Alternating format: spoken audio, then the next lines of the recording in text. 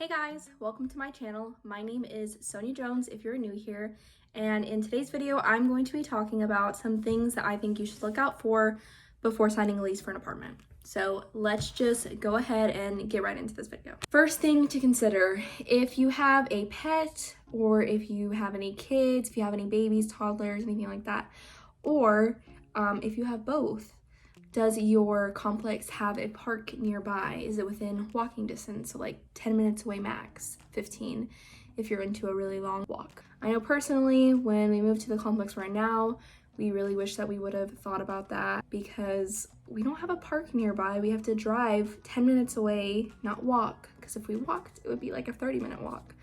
And it's just more of a hassle to go and do things when you have to get in the car and get your dog in the car, get your baby in the car, whatever. So yeah, it's just a lot nicer to have something that's just within walking distance. Does your complex make you get internet from a certain provider? The complex that we are in now and the previous one that we were in before, they both made us get Spectrum. And we hadn't had any issues with Spectrum when we were in Austin, but the Spectrum here in San Antonio, for some reason, somebody had moved into this complex and they thought they were in our unit. So they called in to get their internet set up, and Spectrum canceled our internet because they thought, oh, they must have moved out. Somebody else just moved there, even though we had literally just signed up for internet with them like a month and a half ago. So that was super frustrating. Needless to say, if your apartment makes you sign up with a certain provider that you may not want to give your business to, that may be a turnoff for you. I know not everybody can afford this luxury, but I know personally we really enjoy that our unit has a washer and dryer. So that's something to think about and consider when getting an apartment. And if it doesn't have a washer and dryer included, is there a washer and dryer area on site? So you don't have to drive to a laundromat like 5, 10, 15 minutes away, who knows. Can you do your laundry in the luxury of doing it in your own apartment, which is very nice, or is it within walking distance in your complex? Consider what bills are included with your lease. So just look at that for any complex. Is water included? Is electricity? Anything like that is going to save you money because that means that complex pays for that themselves. So that's something that you can just automatically cut out of your budget that you don't need to budget for. So another thing to consider, what is the demographic of the community that you are looking at? So basically when you're looking at the community, you want to try to see if it is college age students, young adult, versus if it's families, because both of those demographics are going to be noisy in different ways. So obviously if you have a bunch of families, most complexes have really thin walls, so you may be able to hear a baby crying or dogs running up the stairs, stuff like that. Versus if you live in a community with a demographic that is primarily college age students, you're probably gonna hear a lot of parties going on. A lot of music, very loud late at night, especially on the weekends, a lot of footsteps plus music over the weekend, just because, you know, kids are gonna be throwing parties. So that's something to consider when you are looking at a complex. Is parking included? So this is something you always want to consider because, you know, some places make you pay for parking. So let's say parking doesn't cost money. How many parking spots are you given? So some complexes only limit you to 2 parking spots, which would be perfect for me in Dakota, but if we, you know, had more people living with us, then that could be a problem. What is your commute to work going to look like from the complex you are looking at?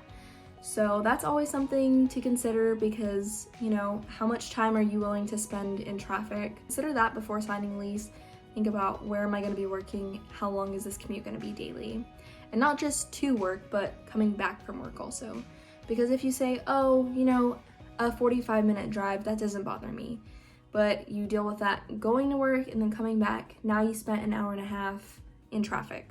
So if you're willing to do that, you know, kudos to you, but if not, that's something to consider when looking at an apartment complex. This one's kind of, you're probably gonna think this one's silly, and it's really not that important, but me and Dakota, we have this this water filter that we got from Walmart, and so all you do is you go to your kitchen sink and you unscrew the little tap, the like filter that comes with your sink automatically, and then you put this huge water filter. It's not that big, but it's like, you know, it's probably like this size. It's called Purell.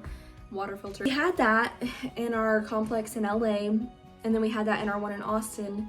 But unfortunately, our complex here, we didn't realize it until after we had already moved in that we couldn't put our water filter on. So that means, you know, we've been having to buy water bottles. You know, we have a dispenser to get the gallon filled up and do the gallon. But the last time we did that, the water just, it tasted and it smelled like toilet water. I don't know what toilet water really tastes like, but I assume it would have tasted how this water tasted because it just smelled like toilet water, honestly. And I'm not saying don't sign a lease if it's perfect every other way except for, oh, my water filter is not gonna fit here, like, oh.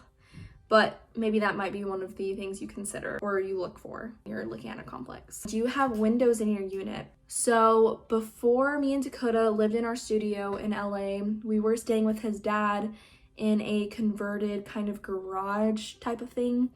That was our room though, and we had no windows. It was really dark. Like at night, it would get pitch black dark. You couldn't see where you stepped. Like it was dark. Personally, I found it really depressing to not have any windows. So that's something I always look for now when we do. I mean, mind you, we were getting to stay with his dad. You know, we weren't paying like full rent or anything like that, but you should definitely look for a complex that has at least one window in your unit, at least.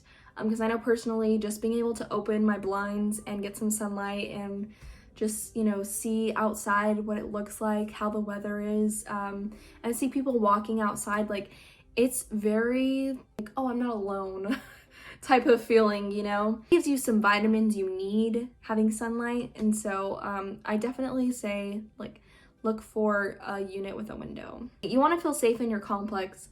Does your unit have a deadbolt on your front door? And you lock your door from the inside and nobody's going to be able to get inside from out there once you do that.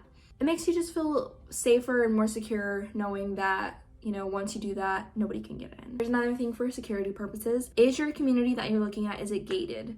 Basically, is it safe? Is it in a safe neighborhood? And here's another thing that I wouldn't have thought of before, but since my last complex I lived in and then the one we're living in now, is how many entrances / exits are there at this complex you're looking at. So the complex that we're at now, there's only one entrance and one exit, right? And they happen to be on the same street, and this street is super busy. It takes you, if you are trying to leave 8 in the morning, 7 in the morning, or you're trying to leave at like 4 or 5 o'clock, the traffic is horrible. You will be waiting to get out of the complex, our complex, for 10 minutes. I'm not joking, because the line for traffic is just so long and people are just jerks and they won't let you come in and they won't let you get in the line of traffic. And so it's just really frustrating. So I wouldn't have ever thought to have this on my list, but since living in the complex that I lived in previously and then this one now, I would say definitely try to see how many entrances and exits there are, especially too, like thinking about if there's an emergency, if this complex was on fire, thinking about all of my neighbors trying to get out of here, plus the traffic not letting you get out. Like, it would be so dangerous. So this was my things to consider when looking for an apartment. I hope that you enjoyed this video, and if you did, please give it a thumbs up. Make sure and subscribe if you're new to my channel. And yeah, I appreciate you for watching this video if you made it all the way through. Thanks so much for watching. Bye guys.